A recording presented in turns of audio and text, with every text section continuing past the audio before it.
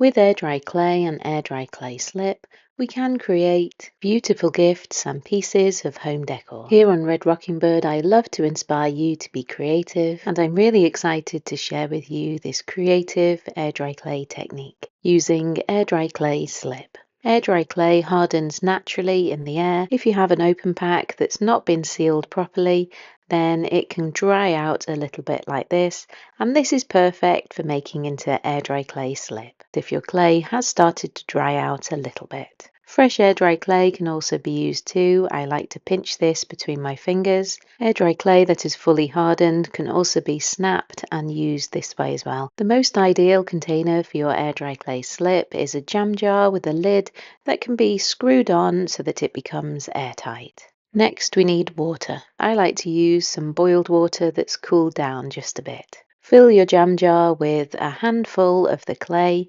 whether it be soft, not so soft, or completely hard, and then I pour some of the water in so that it just covers that clay. Here I see all the little bubbles starting to rise.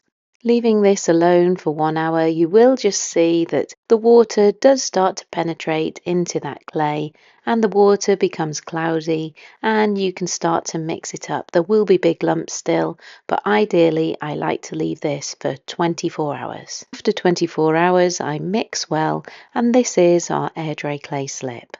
I want to use this air dry clay slip to decorate our air dry clay, and I will go through our different options, so watch till the end so that you find out which is the best option. First of all, I'm showing you the plain air dry clay slip on some wet, fresh air dry clay. And to decorate with this slip, I want to pipe this onto the air dry clay. So for this, I have some plain plastic bags or a piping bag. As you can see, the air dry clay is fairly thick, but it's still pourable. If you would like it thicker than this, then leave the air to get at it and keep stirring every now and again. So this is about the right consistency, or you could go a little bit thicker.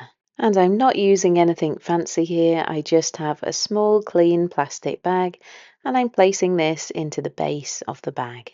It's great fun to find things around your home that you can use with the air dry clay, and I love to do this in many of my other videos. Pushing the clay into one corner of the bag, I can then take my scissors and snip off that very tiny point. Try and cut the tiniest of corners off to begin with, just to test it out. You can always cut more later, which will make the piping thicker. Already this is great fun, and hopefully you'll see that it's actually quite simple too, and I'm going to show you some more fun ways that we can use this air dry clay slip technique. I'm not trying to be too precise, but you can see that the air dry clay slip does pipe really well through this little bag. And it's the simplest of techniques and really great fun. And you can see there the three-dimensional effect that we can create. It's really exciting to be able to do this with our air dry clay and opens up a whole world of opportunities.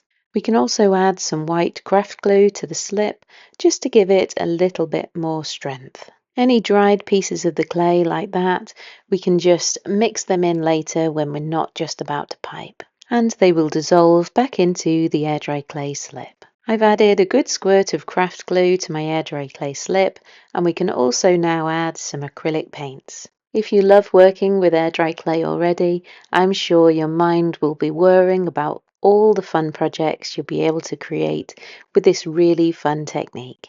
Here I have another fresh piece of air dry clay that I'm going to create a design on. This would be a really great way to use my transfer technique, where you put down an image first and then you can go over it with the piping. So I do recommend taking a look at that video if you haven't already. Or if you're going to have a go at this, why not do a freehand design like I am here and really just enjoy the technique. Definitely have a practice first and don't go straight in for your masterpiece. Get comfortable with how the piping works first and how controlled you can be. My lines are a little unsymmetrical and a bit wobbly, but it is great fun and I'm thinking of all the different things I'll be able to create with this. And a design like this doesn't use much slip at all. This line here, I did a double line, so it has gone a bit thicker, so that's something to bear in mind. Once the piping is complete, I leave the pieces to air harden and dry fully. Another option is to actually pipe it onto the fully dried air dry clay. This way you can sculpt and shape your design and then pipe on the decoration afterwards. And with this piece, I wanted to share with you painting on the vertical sides. When piping on a 3D piece like this, you just need to be a little bit more aware of where you place your hand while you're piping. On a vertical surface, I probably would make the air dry clay slip as thick as I possibly could. The thickness that you saw me make earlier does work on here, but I'd make it that little bit thicker just to be sure. I'll show you in a little bit how it turns out when it's fully dry. As you can see, the piping onto the flat clay works really well, but I just wanted to try this technique of having an indent of the clay and then piping it into the indent to see what would happen here. I have another little plastic bag of the clay and just testing it first of all on my work surface and then following the lines that are indents in the clay.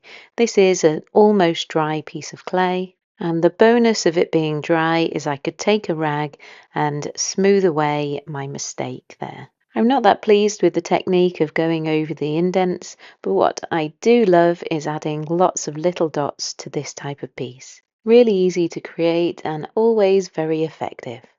Also leaving these to dry and see what happens once they are fully dry. It would be great if we could add some lettering to our air dry clay in this way too. With my stone coloured air dry clay, I've made some air dry clay slip that is grey. So this can be done if you don't want to add acrylic paints, and you could use this on top of the white air dry clay. As well as the ink transfer technique that I mentioned earlier, you could also roll on a textured surface and use this to decorate and pipe over onto the air dry clay. For a design like this, I like to add something underneath that you can move really easily, and that way I can move the piece and not have to move my hand too much. That way you do get a neater design, and it makes it easier for yourself. Let me know in the comments below if this is something that you will have a go at, or do you think it's something that's a little too messy for you? I do hope you have a go though. You could add so many different colours and have so many different designs. There really is so many possibilities that open up when we can do designs like this. If you do enjoy my videos, please do like, subscribe, make a comment below, and there's always that super thanks button too. And so onto the all-important part, how well has the air dry clay slip dried?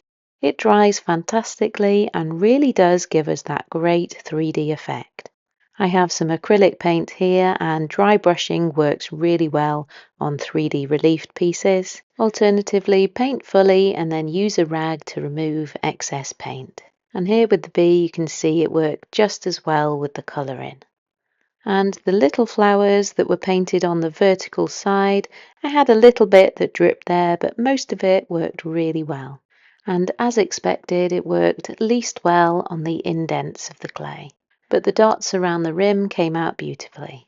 I didn't have so much luck with the writing. The piping tended to spread out just a little bit while it was drying. I even added some white craft glue on top of the air dry clay and piped on top of this, and it produced a different effect yet again. So I encourage you to play, practice and experiment. I often get asked if we can pour air dry clay slip into silicone molds. So I did a little test during this video, but as expected, too much moisture needs to evaporate, so it's not quite worked. It didn't seem to make too much difference if you pipe onto wet clay or dry clay, just the drying time is different.